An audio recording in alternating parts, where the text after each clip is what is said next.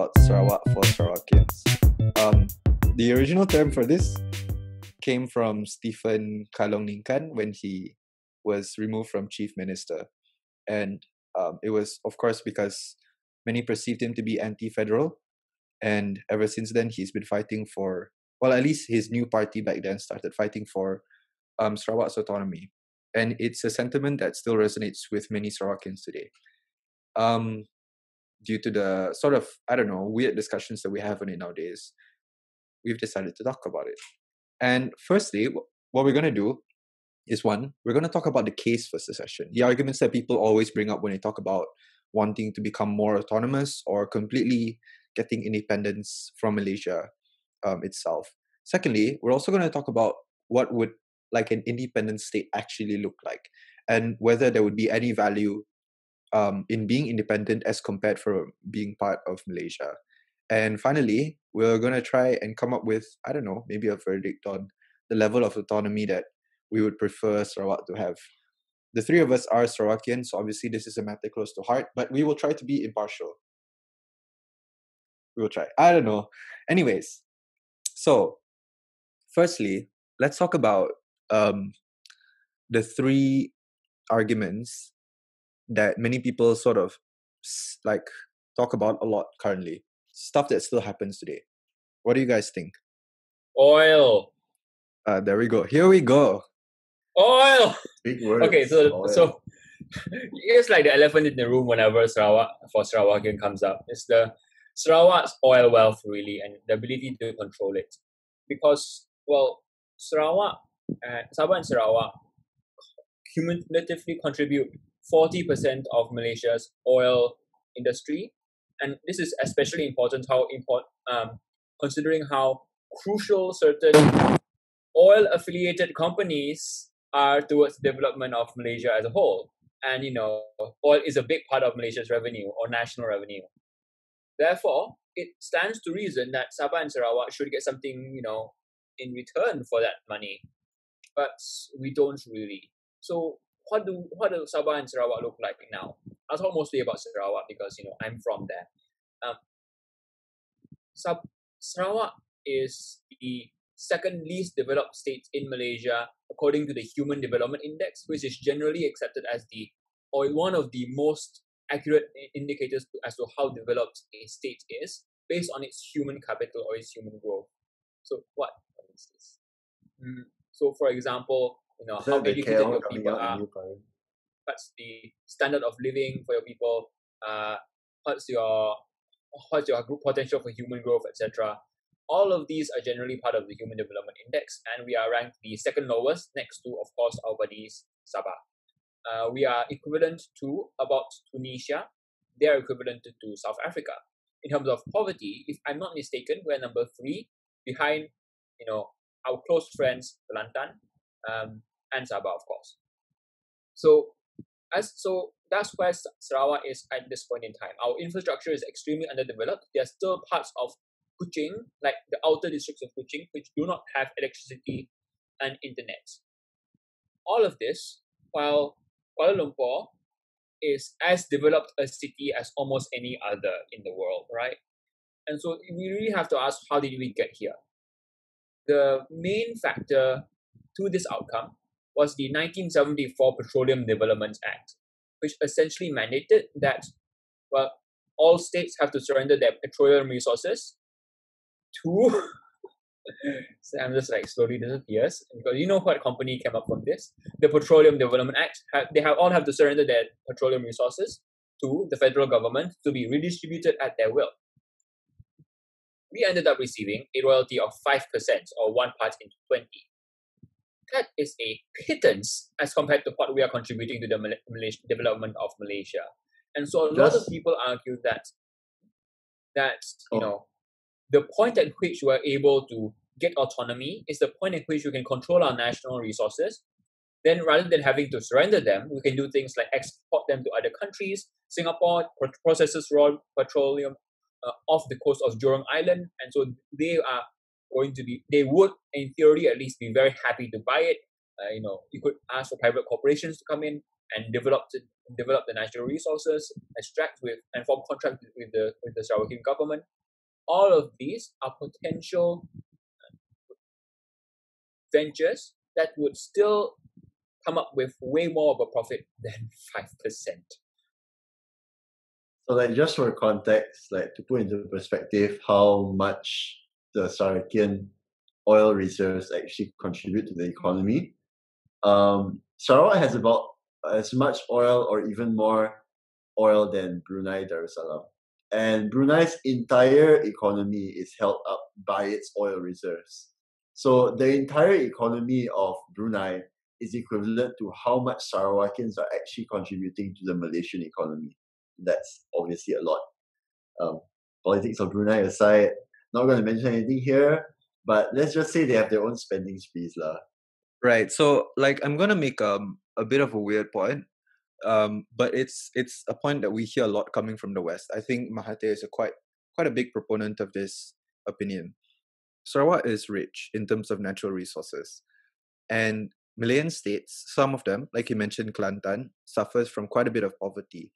And the argument that he keeps bringing up is that Sarawak should redistribute what they have to help, like, your brothers and sisters over in the West who are currently suffering from poverty. Isn't it fair that the federal government takes ownership of all of these resources in order to redistribute them where it's needed? So I have a couple of responses to that. Firstly, even assuming the principle is true and the federal government ought to take Sarawak resources to be redistributed, it's not doing that now. Like, Kelantan was underdeveloped before the 1974 Petroleum Development Act, still underdeveloped now. Kuala Lumpur, on the other hand, has been receiving a lot of infrastructure development projects recently, many of which are a little bit suspicious, but never mind. All of which are funded with Sarawakian money.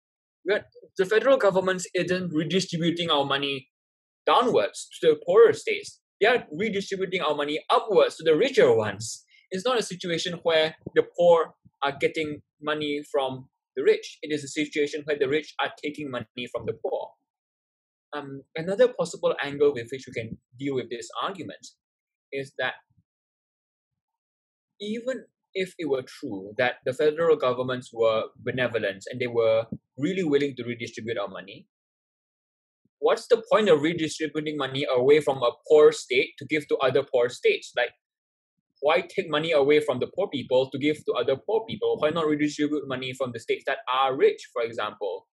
Like, not to name names or point fingers, but Melaka, Johor, Selangor, Sembilan, all of the states which were benefited from British colonialism and essentially became port states, where they are the ones who are receiving massive amounts of imports and exports, and they are the ones which are living it large. Kuala Lumpur is not a state. You know what I mean? All of your developed areas, why not redistribute money from them to us? Why make poor states fund other poor states instead of this in this weird cycle of like stripping the poor to help the other poor?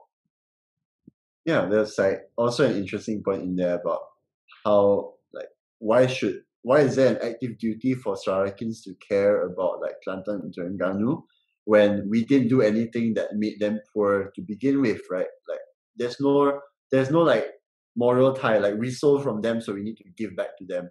Whereas when you compare that with like the East-West coast in Malaysia, while it may not have been directly intentional, the more developed side actively stole resources and like manpower from like Kelantan and Terengganu, and they're part of the reason as to why those states are poor right now. So if anything, Selangor has more of a duty to give back to Kelantan and Terengganu compared to a state on like literally separated a sea apart, like Sarawak, where people are actively starving when they don't have enough education, right?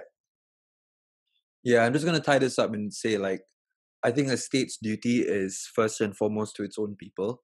So, like, beyond just, you cause poverty in Kelantan or whatever, like, the government of Sarawak and, like, Sarawak's resources should first and foremost benefit the people who live with it, right? So the timber that people surround themselves with, like, all of it is going to be chopped down and then, like, sold across the sea or something like that. So, like, I don't know, like, if there is a duty to help the poor, I think first and foremost, it should be the obligation exists to the people around you first. Like people in Sarawak, quite a bit of them are poor, quite a bit of them are undereducated. And if you want to help anyone, you don't have to ship it across the sea to help people. Like you can help people on the ground as well. And I would argue that even though like there is some level of redistribution of that fund, like 5% isn't going to be enough for the biggest state in Malaysia. I would argue that there should be a little bit more than that. So the next argument I'm going to bring up is one that's a little bit controversial, and it sort of ties together with like Malaysia's history with corruption, as well as like political conflict. So this argument is that Sarawakians quite worry. They worry quite a bit that there's going to be a continued interference with local politics, and while it's very hard to prove, it does exist. It's happened 3 times already in Sarawak's past. The first was in 1966 when Stephen Kalong Ningkan, who was the chief minister of Sarawak, was forcibly removed. This was because he had like anti-federal sort of opinions. He wanted to allow non-Bumiputra people to own land, so like Chinese people. Yeah, so as a result of like his disobedience or something, like they removed him. They supported his opponents, and then they removed him from being chief minister. And that was the first time. The second time was in 1970. There was an election. Keep in mind that this was a year after the 13 May 1969 racial riots, and they sort of used this, so like this was a precursor to the 1970 elections. 1970, there was no clear majority of who won the state elections, and they wanted to put in a Bumiputra-led coalition to rule the state government. And the way they did that was they held like a state of emergency. So what is it in Malay? Me and my constant battle with language. Hold up, wait, I need to get the door. Zaman Darurat. I'm the one in Singapore. Zaman Darurat. Yeah, correct. Darurat. So like they did that, and then like they sort of held like Sarawakian politics hostage so that they can put a Bumiputra-led coalition to rule the state government. Keep in mind that in Malaya, it is part of the law or constitution that only a Malay or Muslim can hold the top job in Malaysia or in Malaya. But Sarawak and Sabah never consented to that kind of law. So we never had like a Malay superiority or supremacy kind of thing in Sarawak governments. We do have the Bumiputra affirmative action, but that's a different thing altogether. Watch me be chief minister in 5 years. I'll vote for you. But anyways, to tie this back, basically, even though we never consented to having like an only Malay like chief minister or only Muslim chief minister, since 1970, we've had 4 chief ministers, all of which have been Malay or Muslim. And a lot of people saw this as a form of exporting like the BN/UMNO political model from Malaya, and a lot of people were wary of it. The third time intervention happened in local politics was when PBDS, which is an IBAN-led party, they tried to remove Taib Mahmud from power. So Taib Mahmud is the most infamous politician from Sarawak. Pet Mo. In Hokkien, so in Chinese we call him Pet Mo. Yeah, so he's the most infamous politician from Sarawak. He's held like the chief minister post until 2014 for as long as, I don't know, 1980 something. I don't know. He's been in there forever basically, and he's still in power today, but like at a higher post. So he's no longer chief minister. He's now governor. So he upgraded. Yeah, he's like a more corrupt version of Queen Elizabeth of England. Oh, kind of. Or Sarawak. Ooh, you want to study in London? Wait, hold up. Watch your words, mister. Hey, so I anyways, never said I didn't like Taib, right? Okay, so yeah, but anyways, Maybe you're into that kind of thing, having your money stolen.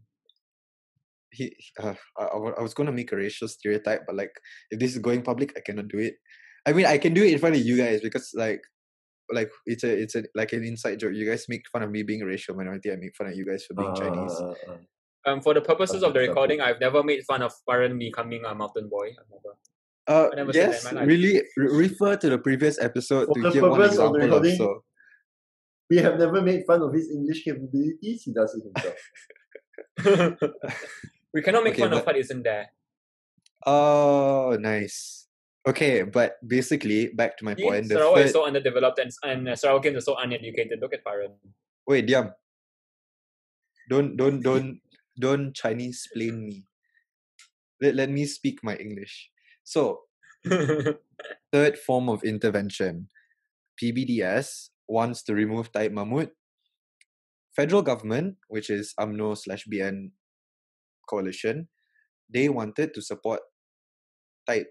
So they used government resources to help Taib defeat PBDS, which maintains his power in the government. Yeah, so basically, you can read up on this, but there have been 3 times that the federal government have intervened with Sarawak's politics. And if you look at Sabah, it's even worse. They brought in UMNO. They, like, in some people would say, illegally increased the Muslim population of Sabah. And they also changed the way the chief minister role was held in Sabah. So they used to have a unique rotation system when it comes to how they elect chief ministers. Completely gone now. And like a lot of Sarawakians worry that the same can happen to them. And that's one of the reasons why they want more autonomy from Malaysia. So Absolute autonomy from Malaysia. yeah, Anyways. so there's a scale. So basically, there's one more argument that we haven't talked about, and that is something that's quite unique to East Malaysia. That is our racial diversity. Sam, bring it. Racial diversity. So wait, hold up. This is the part where I explain how there's like an equal proportion of Malays, Chinese, in Indians, natives too, right? Yeah, in Sarawak. Okay, so Right. basically, So we're like more racially diverse. I don't know like the actual, like the most updated statistics, but I think Malays make up like 20% in Sarawak, and the Chinese people make up 30%, and 40% are Dayaks, and then the rest are just random Hey, races hey. like me. Wait, Huh? What? jangan lain-lain, bodoh. No. Like I'm talking about me, because there's like the remaining percentage, so 20 plus 30 plus 40 is 70. So the remaining There are 27 ethnic groups, right? So like 27 plus. That 9 is an inevitability at some point. Yeah. Just for the sake of simplicity, we're just gonna call them Dan Lain. I know a lot of people are offended by it, myself included, occasionally. But yeah, so the remaining percentage would be me lah, me and all of the other unnamed races. Habits, Manaus, Yeah. Malays. So there is an argument Malays. that there is an argument that like the indigenous population have been sort of mistreated, or that there is an imbalance of treatment, or the way that things are diverted or distributed according to race. Yeah. So one thing is that obviously all the obvious stuff, like the obvious discrimination happens, right? So native people naturally have worse like opportunities for education, both because we don't have enough money to build infrastructure to get people to the education that they need, but also because within Sarawak itself, we have certain schools that are automatically sort of race-based or reserved for certain types of people, right? And like, even if these schools are the best in our state, the ones that can really bring these native people out of poverty and into new opportunities, they can't access them just because Sorry. no specific school. Ian just has a really weird cough where he has to say Sakura every time. So basically, yeah, they can't access education which they really need to help them, right? But like even outside of education, there's a lot of other necessities which they really, really lack and which aren't properly accounted for. So for example, within more rural areas, it's very common to hear of things like water shortages, of things like power outages, which are a very recurring phenomenon in Malaysia, specifically around certain Especially times during of the election year. days. Election days. Yes, but these are Coincidentally, expo blackouts. Yeah, so like, so these people usually are struggling to get the basic needs, which they have to have on a daily basis, right? But other than that, they also have extremely low representation in terms of in the political scene, right? So there's only a very few prominent native politicians, such as Barubian, that are functioning right now. Most of them aren't really given many portfolios, like positions of really big significance, where they can actually affect policy or make things better for Sarawakians on the ground. Most of them are just there as like tokenistic figures. Yeah, I think that's like the gist of it. Right. So there's one more thing that I wanted to add. Another way that I feel that indigenous people have been sort of mistreated is when it comes to culture or their ancestral heritage. So one sensitive topic when it comes to talking about Sarawakian natives is their land. And recently there has been an effort to sort of tie people to Timber. No, yes, correct. So like there has been a recent policy that sort of helps native individuals um like get titles for their land, so they officially own it, and it's not just like passed down through like borders that like your grandparents say like, oh yeah, your land is divided by this tree, and then from this tree to that mountain, that's your land. Past that land is your uncle's land and stuff like that. So like there has been recent policies in order to make those divisions clearer. Um, so it's quite clear that Sarawakian natives find their land to be very important, but there are logging companies that sort of disrespect, or like they don't really care about who owns this land and how important this land is to people. So like the argument that comes from the west of Malaysia is one that says that we shouldn't glorify poverty. We shouldn't glorify the lack of development, because the development that the West often wants to introduce, stuff like building the Bakun Dam, cutting down trees, often comes at the cost of these ancestral lands.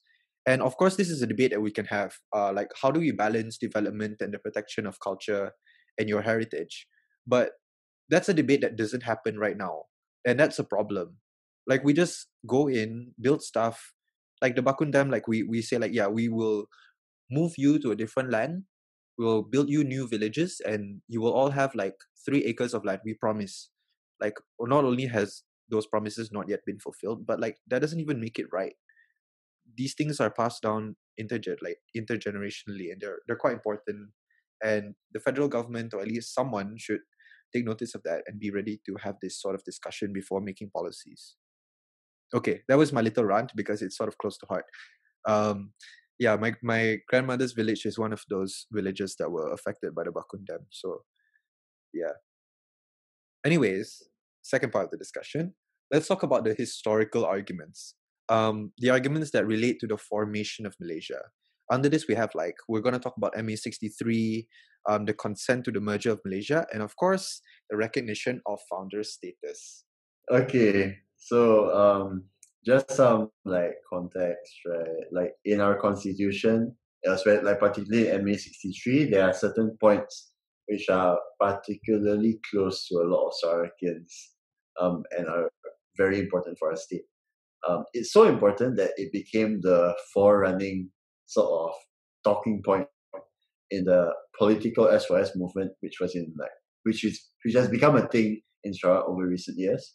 So basically, the gist of these 2 points was basically that Sarawak would have not a status as a state of Malaysia, but more so as sort of a partner to Semenanjung or to Malaya, right? So we would have equal status as the entirety of West Malaysia, where we would be able to, of course, this would also mean we have like more control over our national language, our national syllabus, our national immigration policies, right?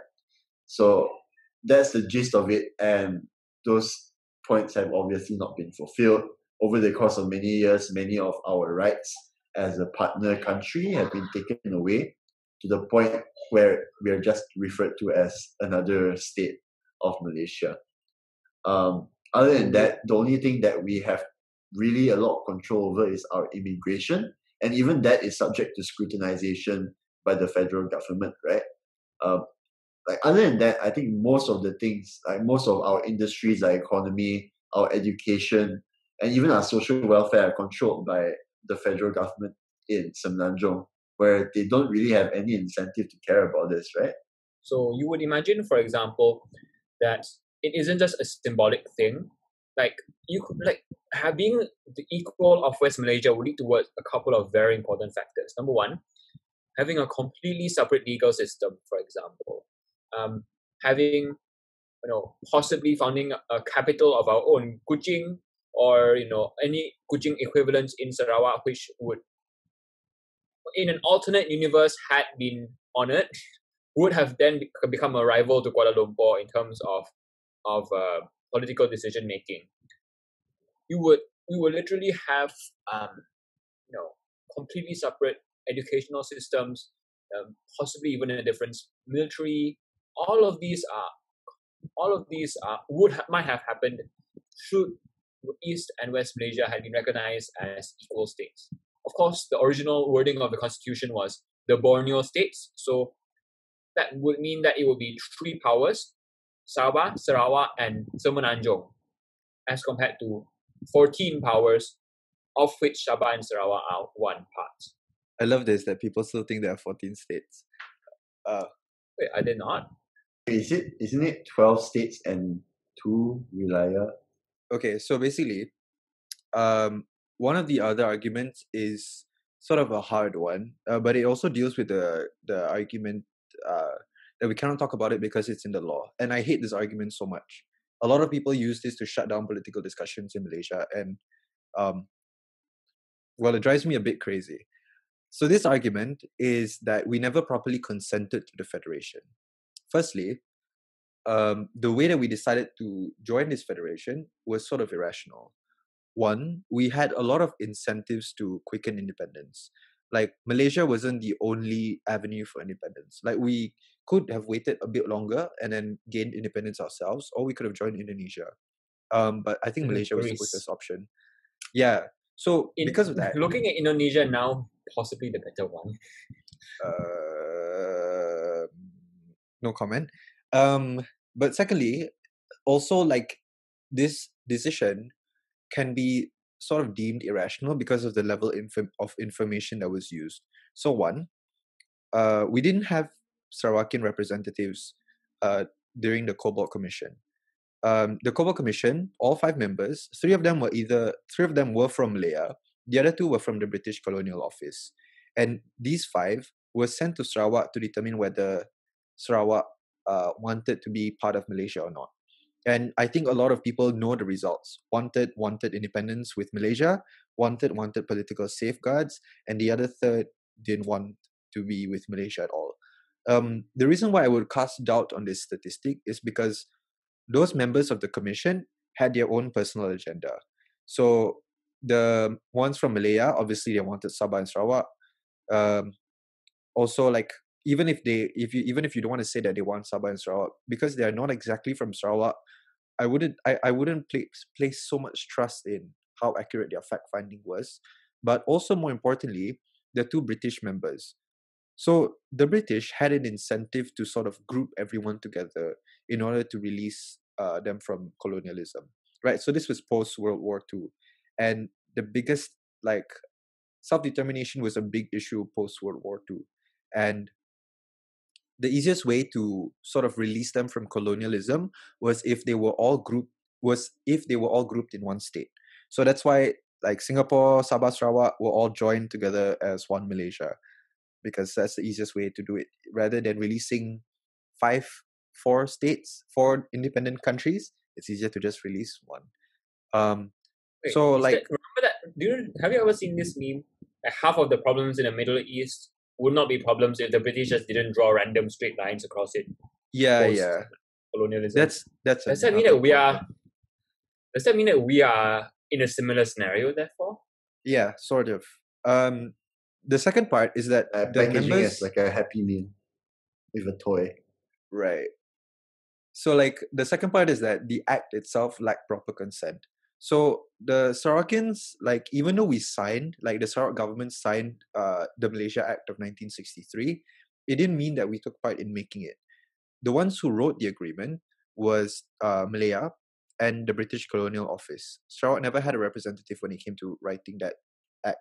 We just signed it because we wanted independence, and like I don't know if that's fair to say it's rational. But also there was sort of dissent in West Malaysia itself, and this might sound new to some of you, but Kelantan specifically, which also has a sense of regionalism similar to what we see in Sabah and Sarawak.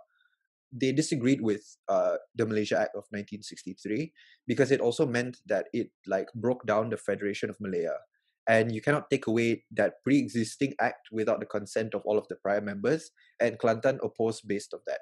So the act itself, Malaysia Act 1963, lacks like, I don't know, like a suitable standard of consent of its member states, and it's very hard to give it legitimacy based off that.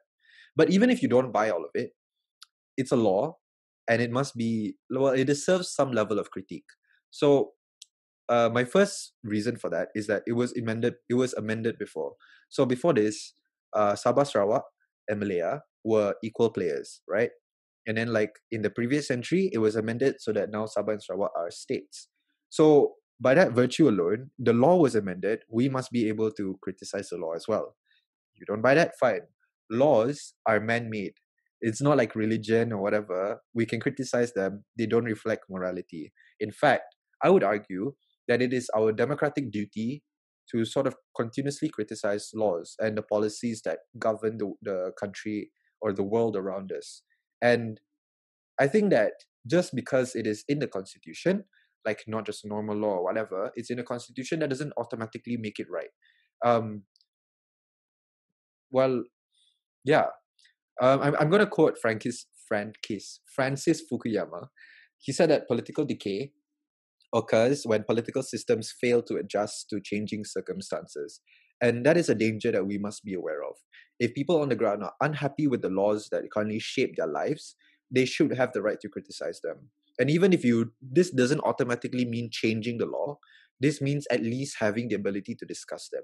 And that's something that like the three of us are quite proud to stand by, I suppose.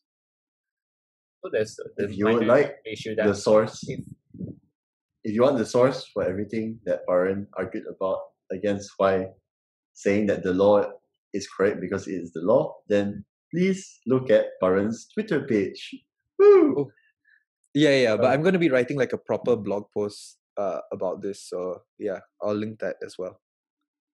also this also, to be honest, let me just quickly point out to anybody who might actually believe that the law is above criticism. What do you think parliamentarians do? Like, their job is to criticize previous laws and to come up with new ones. And the moral paragons that the Malaysian parliaments are, surely you must believe that they are very moral people and would never do anything wrong. Therefore, criticizing the law is natural and normal.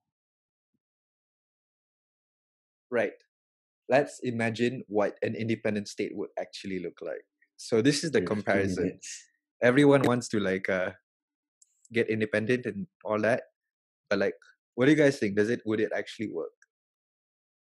Yeah, so I imagine that, well, I'm going to give the good picture first, the happy story. Sarawak, in the year 2025, decides to secede. We have a referendum, and the numbers are in. 90% decide to secede, 10% decide not to. We immediately send a letter or some form of official documents over to West Malaysia implementing the process. Let's assume that they're nice and they don't piss up, they don't be a piss baby about it, and then essentially let us leave. We immediately reform all of our laws. So we keep the laws that are already in place. We just come up with new ones. Whichever political party was in power at the time of secession stays in power, and presumably we decide on how many years between each election, during whichever time we use to decide on our constitution. We forge alliances with the states around us, including Singapore, Indonesia, the Philippines, etc. All of which will want our oil because they were already importing oil from Malaysia anyways. We're just cutting out the middleman, right? And Singapore has an active culture of importing crude oil to Jurong Island, processing it and exporting it again. They were importing it from Malaysia anyways, might as well get it from us. We immediately become a regional powerhouse because oil is very valuable in general, at least at this point in time before solar power takes over. We eventually end up a stable state, and we get all of the revenue from our oil. We immediately begin reinvesting it into our own people. Development improves, education improves, infrastructure gets built. We finally get an MRT system, roads, etc. Right. So I think this is quite a very generous imagination. Like I don't entirely believe this is possible, at least not in the near future. Like even if we secede tomorrow, it's not going to happen for the next 10 years. My biggest problem is that we don't have like human resources in order to like achieve this. So like we have smart people, but like they're not given the opportunity to be as smart as possible. So what do I mean by this? Like I do see a lot of local talent in Sarawak. Like I would argue that three of us are quite prime examples of like what can come from Sarawak. Like despite our limited, well, okay lah, like three of us are quite privileged for Sarawakians, but like beyond that, Sarawak has potential, but we can't show it. Like we don't have the education, we don't have the money to send people overseas.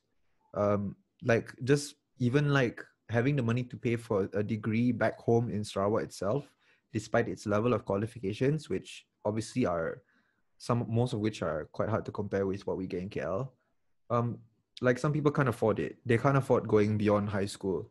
And like even though there are some people who have like UK degrees, KL degrees, and like they study law, politics, economics, and they can all make for future bright leaders, the amount of these people are very limited. And in order for us to be able to divide the oil resources well, use funds for development properly, it's quite hard to do so if we don't have the people to do it. So doesn't that make independence very inviable? Jesus, my English. So I'd imagine that a couple of things to note. We only need enough people to get through the transition stage. 10 years is how long it would take to train people to get to a stage whereby they can immediately become leaders, right? Let's imagine that.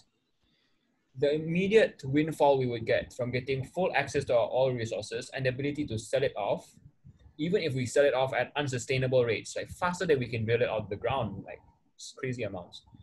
We establish contracts with upfront payments with possibly private corporations. They come in, they give an immediate boost to our economy. That money then goes to scholarships to send people overseas, possibly to Singapore, possibly to the UK, US, etc. We don't have many or don't have a horde of extremely highly qualified people, but I assume that we have enough to get us through the transition stage. That might be the more optimistic way to look at things.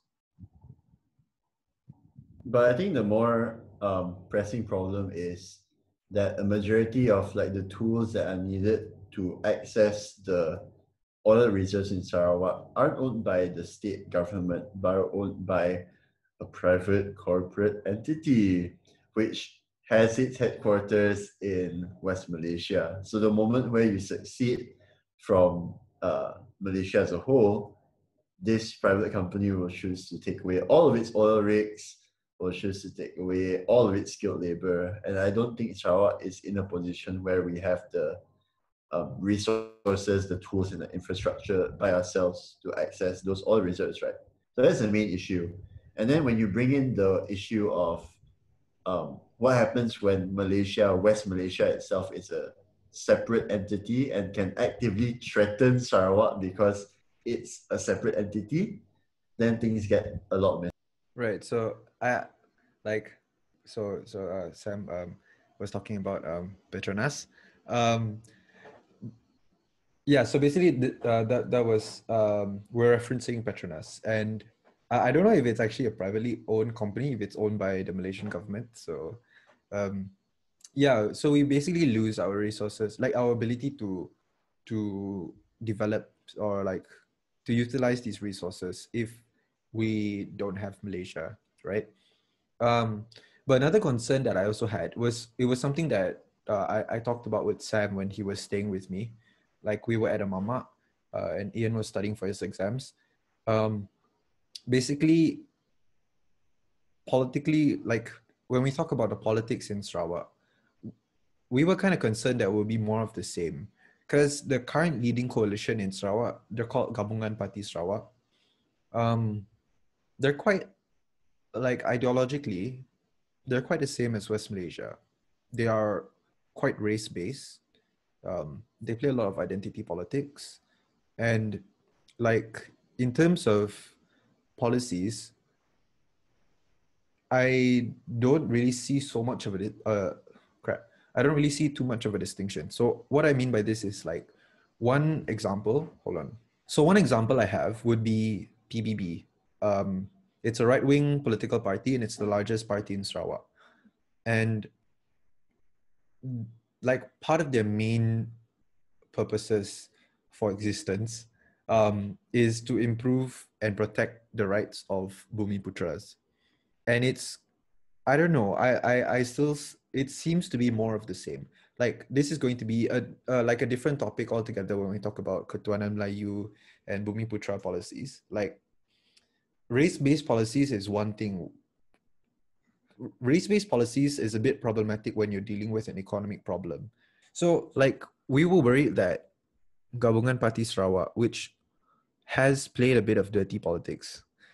Ian kindly shared an article with us this morning about how GPS was withholding funds, like the COVID relief fund, from politicians who were not supportive of GPS, Gabungan Parti Sarawak, or like were not members of Gabungan Parti Sarawak. And I thought that was a bit concerning.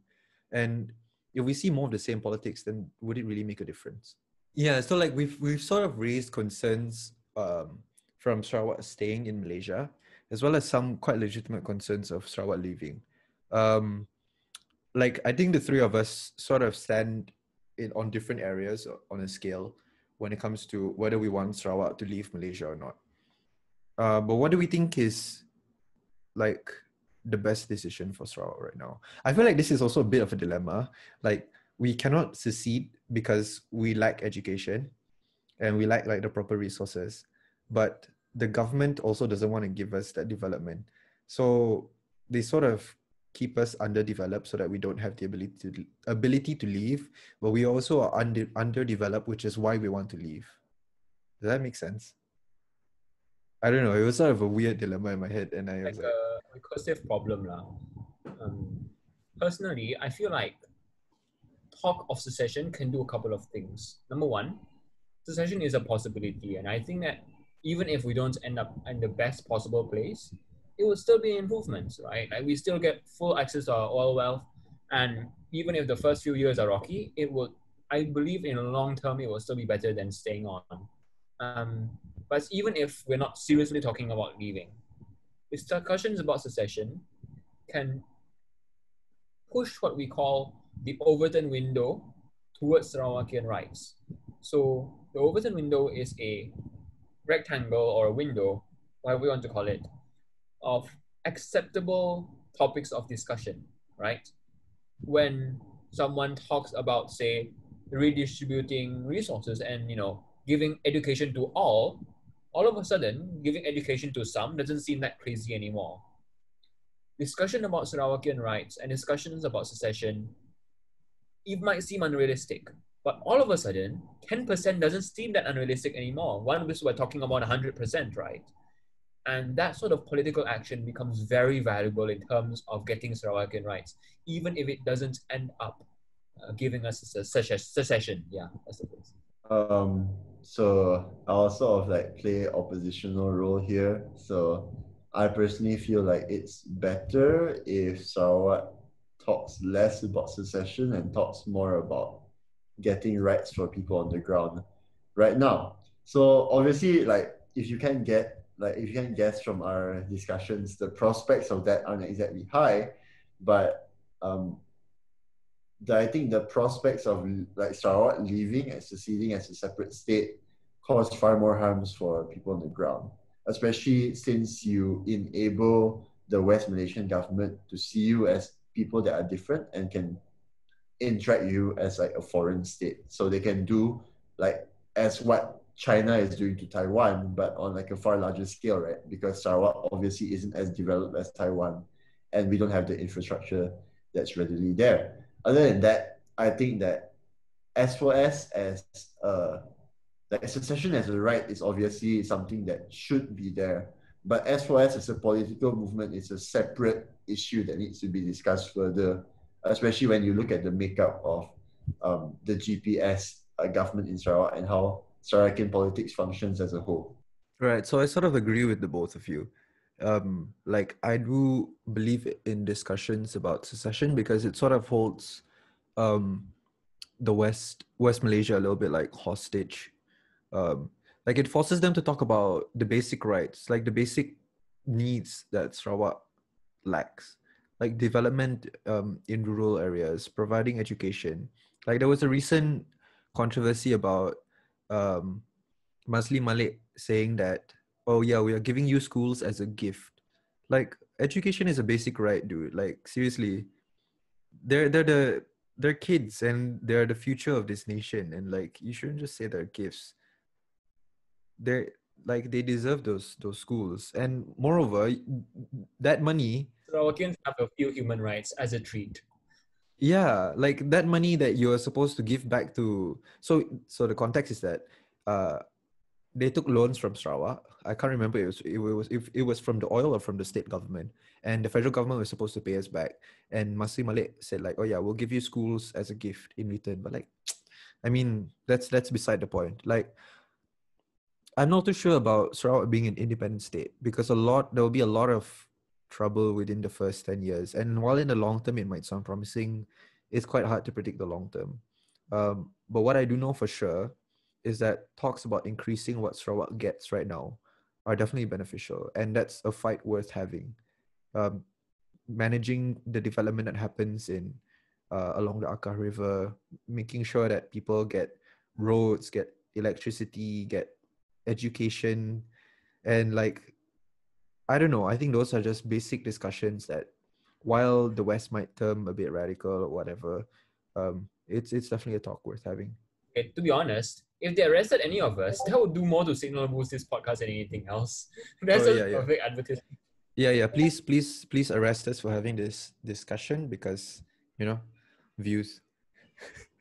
Don't worry, it's okay. My neck isn't in this fight at all. It's the two of them who are in Malaysia right now. Anything for the views. Also, Happy Independence Day. Remember, whenever you wave your flags, part of that plastic that you're waving in the air is courtesy of Sarawak. So always remember that. Happy Independence Day there, guys. Yeah. 40% of that flag is Sarawak made. Hey, Sabah also, don't forget. Oh yeah, true. Sorry. Yeah. Right. Sorry, Sabahans. Yes. Sabahans. All right. Anyways, thank you guys for coming on. This is our second take because the first take was so convoluted it wasn't worth editing. Oh yeah. Yeah. Oh well. Guys, say bye. Yeah. Bye. Goodbye. Bye.